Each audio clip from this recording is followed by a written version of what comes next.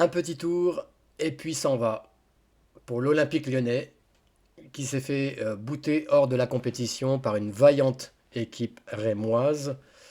Voilà, le journal local a titré comme des lionnes pour cette vaillante équipe. C'est vrai qu'elles ont bouffé du lion. Elles étaient aussi, voire plus voraces que leur adversaire. Et on va revenir dans cette vidéo sur les raisons, on va dire, factuelles qui peuvent expliquer donc cette sortie de route lamentable. Quoi qu'il en soit, même s'il y a des raisons, une certaine, une certaine explication à cette sortie, il n'en reste pas moins que c'est une sortie honteuse de la Coupe de France qui était clairement un objectif, hein. Quand on est l'Olympique Lyonnais, on vise à tout le moins le triplé, bien évidemment. Donc la Coupe de France, soyez-en sûrs, faisait partie des projets, des objectifs clairs du club, ne serait-ce que par le fait que l'Olympique Lyonnais a quand même un effectif dense, avec beaucoup de joueuses, et que la Coupe de France permet une certaine rotation. Donc bravo à cette équipe rémoise, hein, bien évidemment, il ne faut pas leur enlever cet exploit, un exploit retentissant. Énormément de personnes hors du giron olympique lyonnais a été, je pense, soulagé et très content de voir ce résultat, puisque ça permet, ça ouvre une autoroute claire et nette pour d'autres clubs comme le PSG ou le PFC, hein, qui pourront se refaire grâce à la Coupe de France. Et s'ils la gagnent, ils pourront communiquer là-dessus en disant que tout va bien et que le groupe vit bien. Mais on va revenir quand même dans cette vidéo donc, sur ce qui n'a pas marché pour l'Olympique lyonnais. Et on va se projeter également pour savoir si cette défaite est annonciatrice d'un déclin, d'une chute pour les autres compétitions, que ce soit le championnat de France ou la Coupe d'Europe.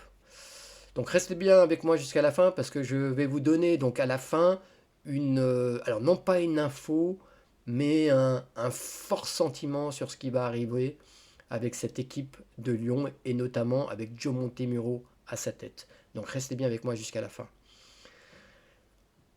Cette équipe de l'OL a clairement manqué de voracité, hein. L'Olympique lyonnais a pour symbole le lion, le fauve. Elles ont clairement manqué de voracité dans ce match, mais aussi de créativité, d'engouement. Alors certes, on peut parfois, effectivement, et ça arrive très souvent malheureusement dans notre championnat de France, jouer sur des terrains praticables, qui sont dangereux pour les joueuses en termes de santé, et ça a une répercussion forcément sur la qualité du jeu proposé. Ça, c'est clair. On l'a bien vu. Le stade, le club, l'horaire du match, tout était fait. Alors, je ne sais pas si ça a été fait à dessein, prémédité. Bon, je laisserai les uns et les autres commenter là-dessus. Tout ce que je veux dire, c'est que tout a été fait pour que ça soit un match piège, un match traquenard. Mais il n'empêche, les filles de Reims avaient annoncé la couleur. Joe Montemuro le savait, qu'il aurait affaire à une équipe qui se défoncerait sur le terrain pour, pour empêcher l'OL de déployer son jeu. Et c'est ce qui s'est passé. Et en sachant cela, Joe Montemuro n'a pas trouvé les clés pour se rendre maître du jeu et avoir les occasions de marquer des buts et de marquer des buts. Ça a été un jeu très pauvre de la part de l'OL et c'est ça qui m'interroge. Joe Montemuro est à la tête de cette équipe depuis 6 mois et moi je m'interroge toujours sur la progression de cette équipe. Cette équipe peut se reposer sur un niveau moyen qui lui permet, dans le championnat de France, notamment pour les joutes du championnat, d'emmagasiner contre la plupart des équipes les 3 points. Effectivement, on peut laisser ici et là faire un match nul ici et là, mais ça ne change rien à la dynamique de l'OL sur le championnat français. Mais il faut reconnaître quand même que le jeu,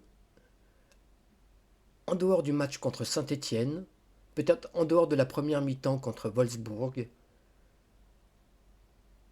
alors il y a eu énormément de buts, bien évidemment, mais au niveau du jeu, de l'expression collective, il y a beaucoup à dire. Et je trouve que Joe Montemurro, alors les gens, les observateurs tiennent compte des chiffres, effectivement. Vous voyez un match avec énormément de buts, vous n'allez pas forcément analyser le match et regarder si le jeu a été à la hauteur. Vous voyez simplement les buts et vous dites que cette équipe est très forte et peut avoir des ambitions légitimes dans telle ou telle compétition. Et moi j'étais le premier, hein. C'est vrai qu'on est enivré par les buts, et il y en a eu. À un moment, l'OL les enfilait comme des perles. Je vous ai parlé de Saint-Étienne, où il y a eu 11 buts, ça a été une vraie démonstration de puissance, d'intensité, mais ça a été reproduit que trop peu. Je peux mettre Fleury également, j'avais parlé de la première mi-temps de Wolfsburg, comme jeu collectif abouti, mais en dehors de ça, le jeu reste encore trop disruptif et on sent encore qu'on n'est pas totalement détaché du jeu qui était pratiqué sur les saisons précédentes, et notamment avec Sonia Bonpastor, où là le jeu était plutôt disruptif et la transition préférée c'était la contre-attaque. Encore une fois, parce que aussi on a des filles dans l'effectif qui ont cette caractéristique. On a des filles qui s'éclatent à jouer en contre-attaque, du fait de la vitesse, du fait de la puissance, et que c'est beaucoup plus compliqué quand vous avez un mur en face de vous, ce qui était le cas contre Reims. Ça devient beaucoup, beaucoup plus compliqué, où là, il faut faire preuve d'un QI football, avoir des automatismes poussés, un jeu huilé pour se défaire de, d'une défense parfois très où vous vous engluez. Et c'est ce qui s'est passé encore une fois contre Reims. Le manque de créativité, le manque d'inspiration a fait que l'Olympique lyonnais a joué de façon stérile, trop peu dangereuse. Et ça, c'est inquiétant. On y reviendra après sur cette défaite, une défaite qui certes, n'en est pas une puisqu'il y a eu 0-0, mais la séance de pénalty, on le sait tous, c'est toujours une loterie, a fait que le sort ou les dieux du football ont basculé du côté du stade de Reims.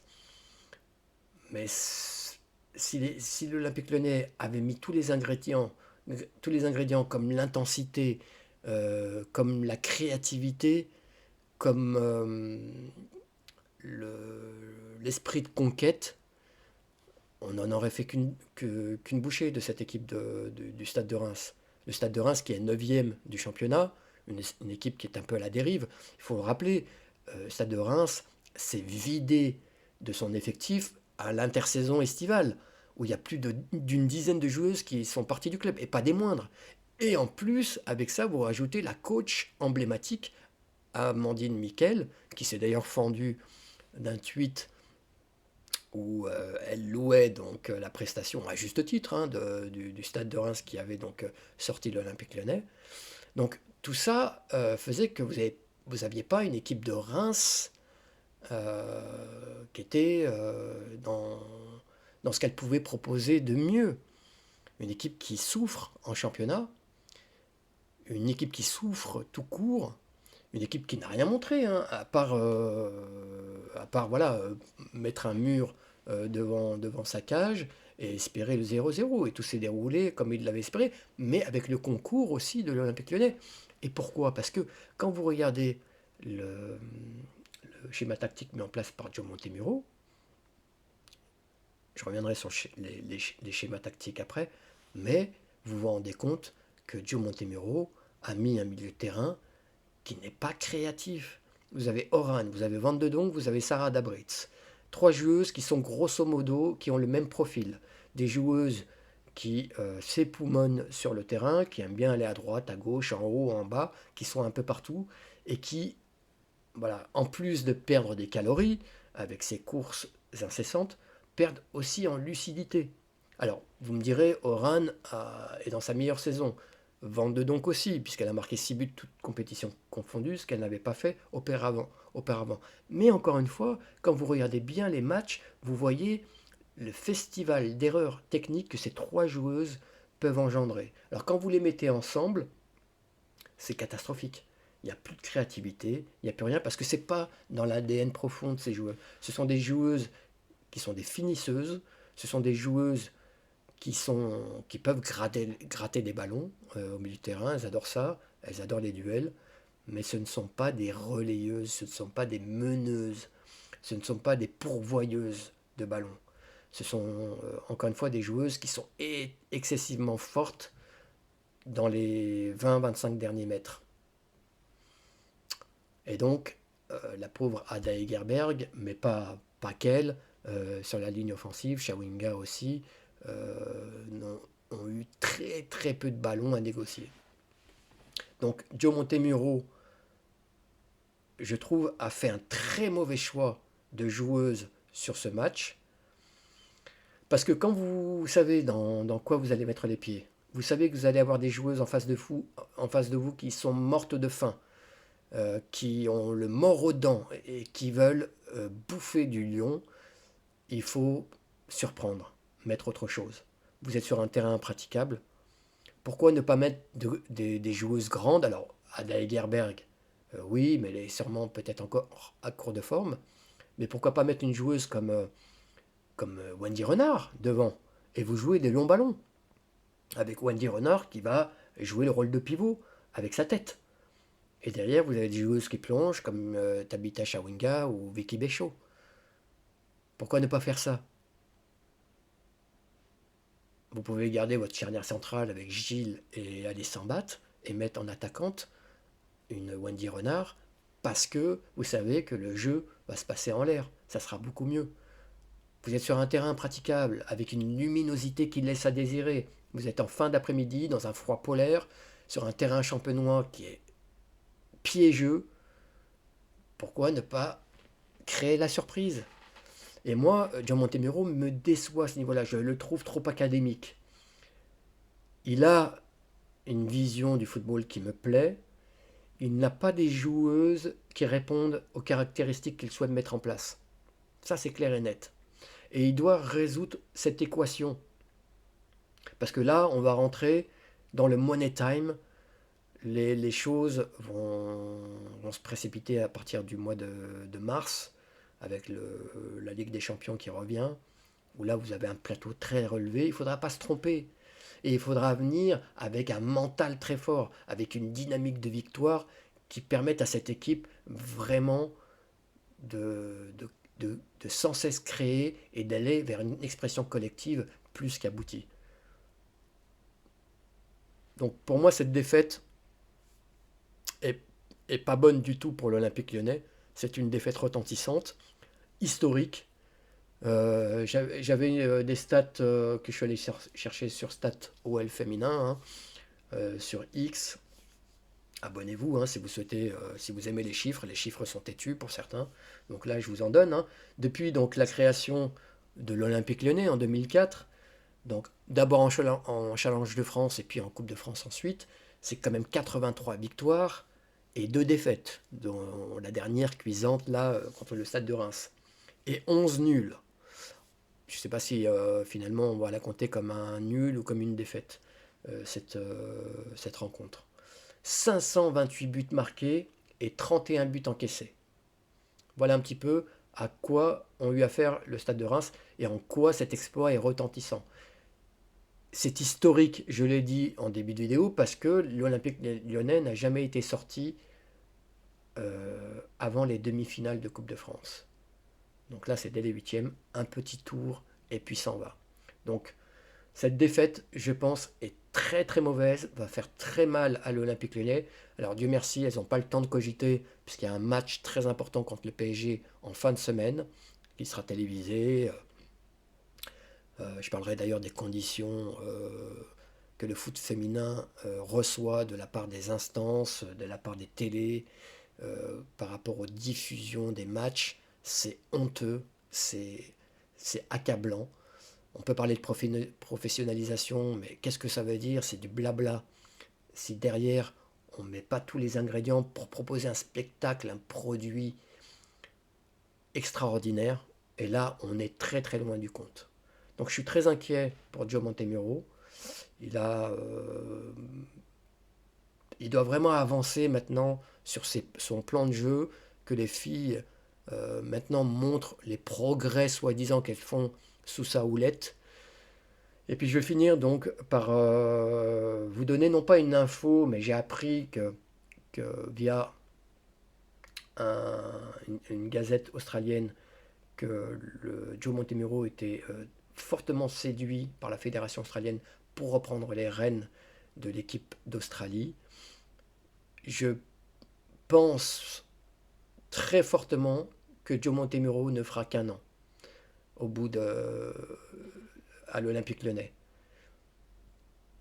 Il ne fera qu'un an parce que il y a beaucoup de choses en fait qui ne vont pas dans son sens. Encore une fois, il y a un grand écart entre ce que lui souhaite mettre en place et puis les joueuses qu'il a à disposition. Il ne pourra pas toutes les faire partir. Certaines ont signé très récemment et c'est pas.